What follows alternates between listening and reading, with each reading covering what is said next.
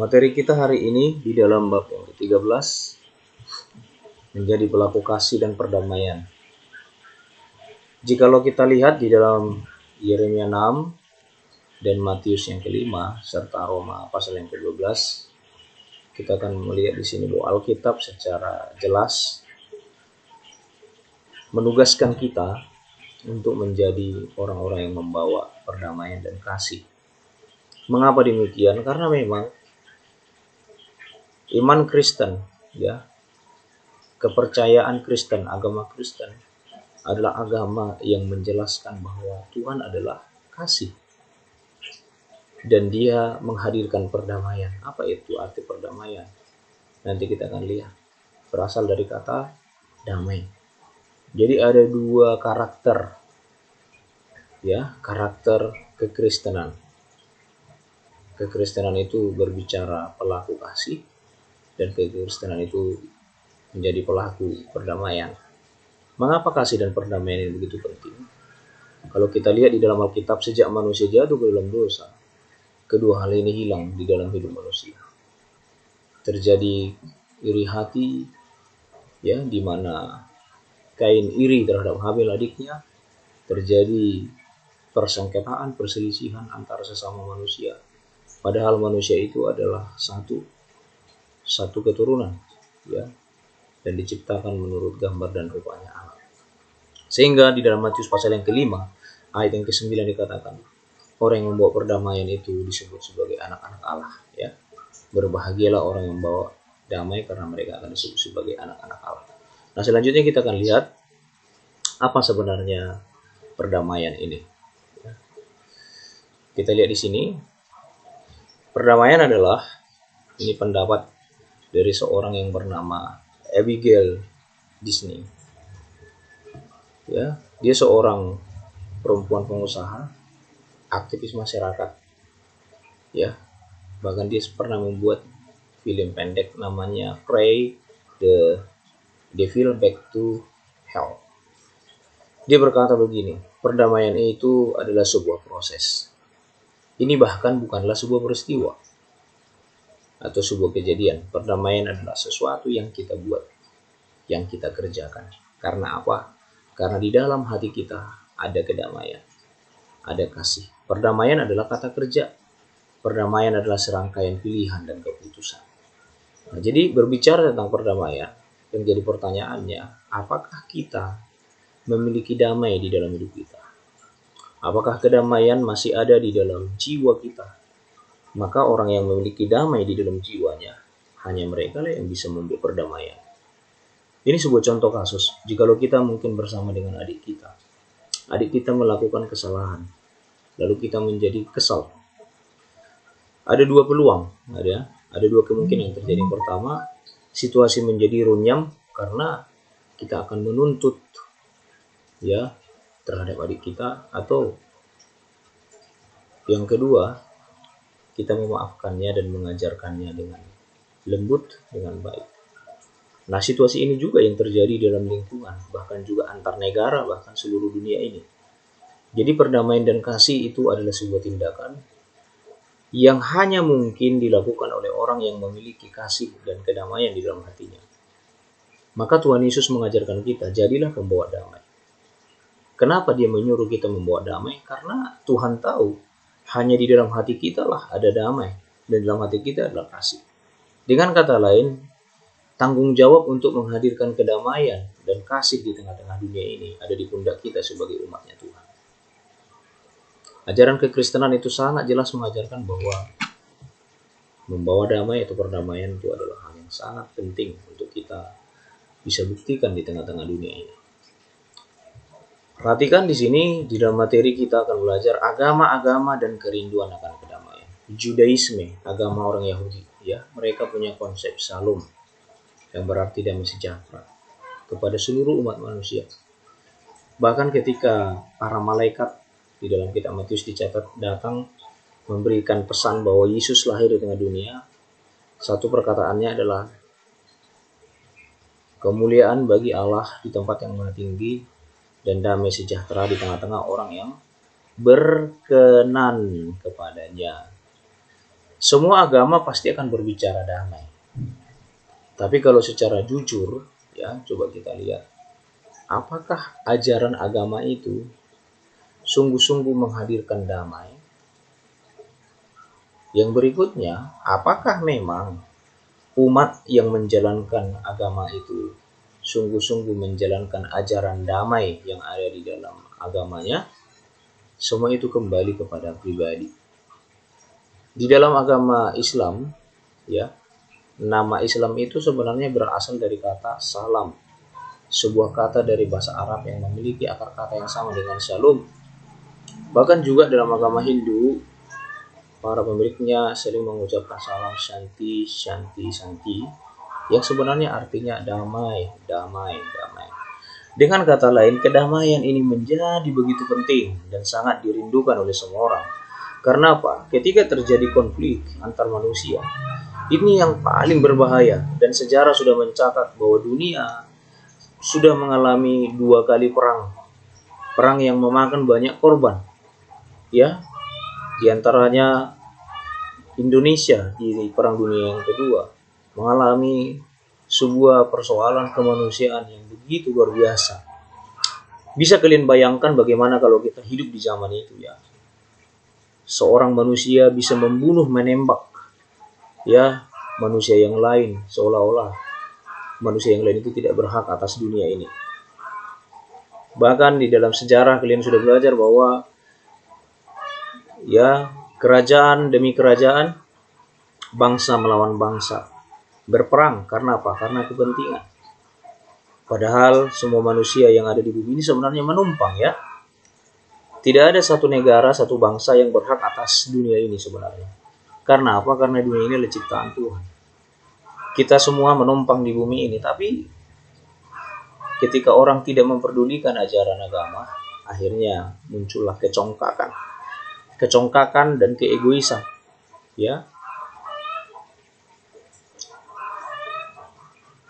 Coba perhatikan di sini agama dan perang.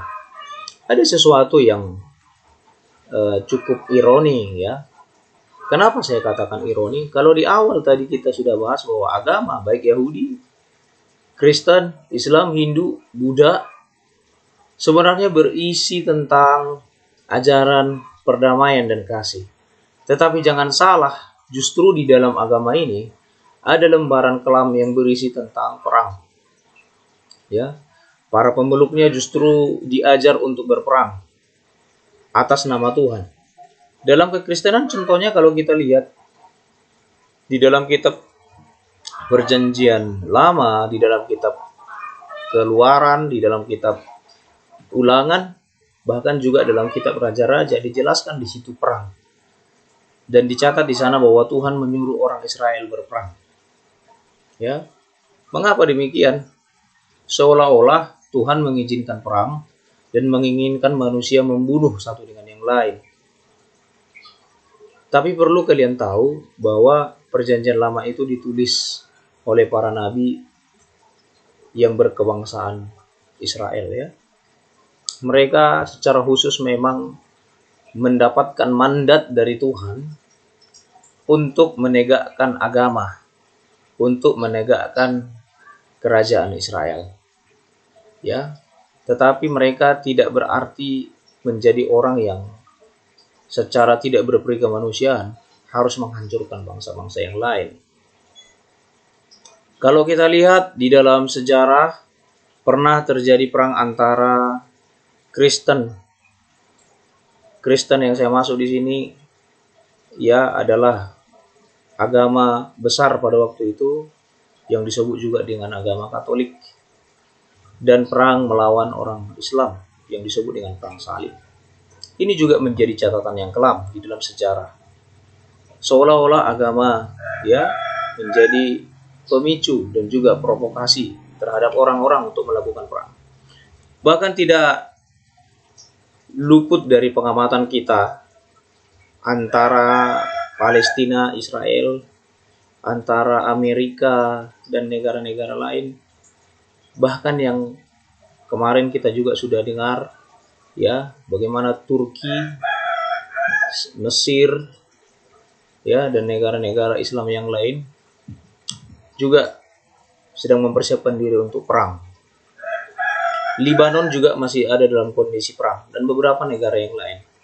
Nah, yang lebih ironisnya, negara-negara yang saya sebutkan tadi adalah negara-negara yang berbasiskan agama, yaitu agama Islam.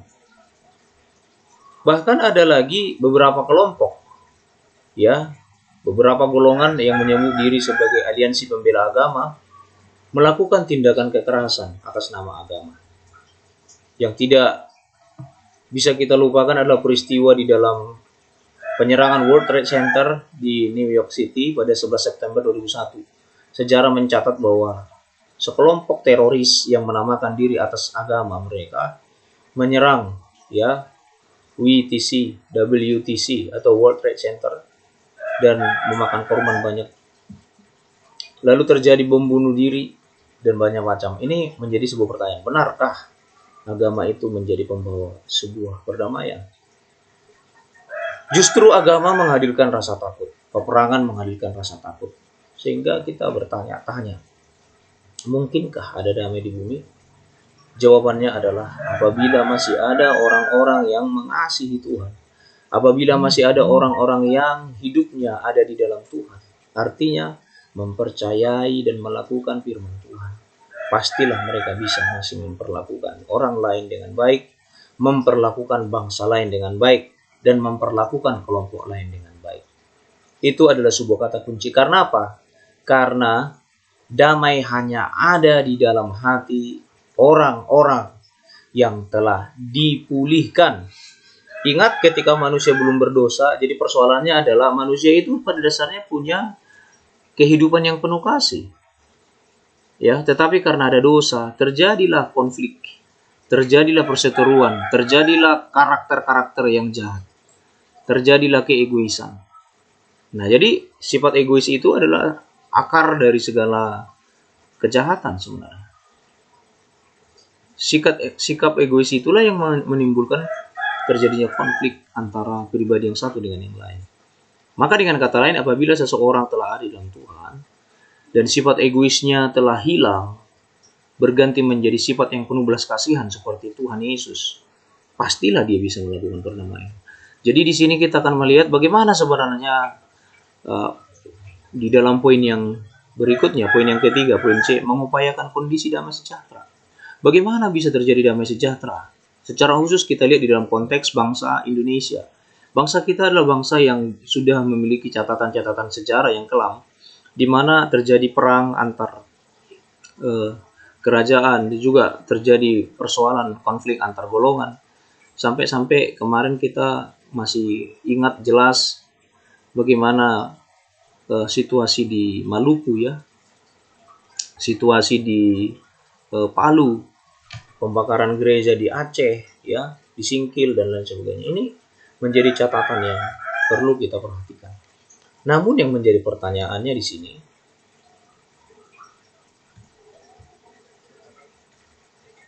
yang perlu kita perhatikan, apa dampak dari semua ketidakberdamaian ini, ya?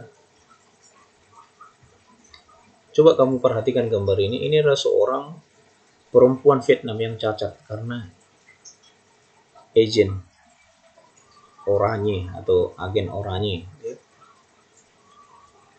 Ini akibat dari perang yang hancur bukan hanya manusia, tetapi juga alam ini rusak, ya, ekosistem ini rusak. Nah, di sini diharapkan ada dialog antar iman. Karena apa? Banyak dari perang yang muncul, ya, mulai dari perang-perang berskala kecil sampai perang berskala besar antar negara, bahkan antar kelompok negara, biasanya didorong oleh karena keinginan untuk menguasai dunia, keinginan untuk menaklukkan peradaban bangsa atau negara lain, keinginan untuk menunjukkan supremasi di tengah-tengah dunia ini. Dan itu sama sekali sebenarnya tidak ada dalam ajaran agama Kristen.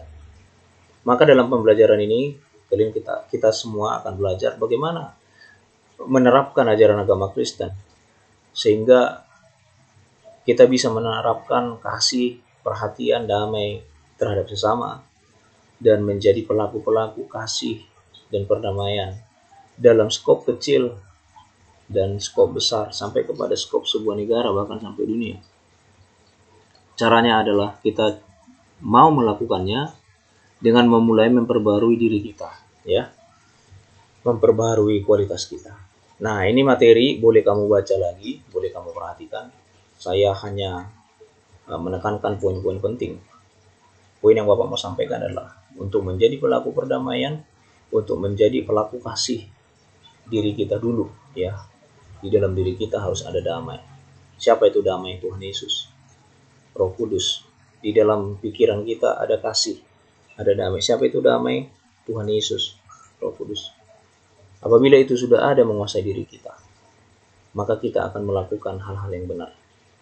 Kita doakan bangsa kita doakan dunia ini, supaya semua menjadi damai. Walaupun memang Alkitab sendiri sudah mencatat tidak mungkin semua dunia akan damai. Karena apa? Karena dunia ini sudah berdosa dan terkutuk. Tetapi selama kita ada di bumi ini, tanggung jawab kita adalah semaksimal mungkin menghadirkan kasih dan perdamaian. Tuhan Yesus memberkati. Shalom.